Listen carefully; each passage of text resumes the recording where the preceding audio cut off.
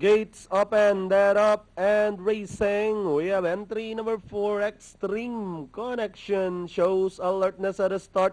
Green Street running on the outside. In between runners is the favorite, Mr. Savior. Down in fourth, Burning Glow. Then on the outside, 5A, Sharp Cookie. Super Elegant running by the rail, Tricky Shirley's. Then next in line is 1A, and that's Living for Love as they race towards the last 600.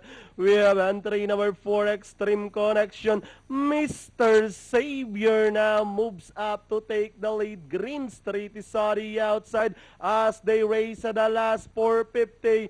Mr. Savior leading the field. Green Street is on the outside. Second, Extreme Connection drops back in third. Moving up, Super Elegant, Living for Love, Burning Glow as they come up to the last 150. Mr. Savior followed now by Burning Glow. Green Street drops back in third. With 75 meters, we have Mr. Savior, the favorite. Too classy for this race. Second, Burning Glow.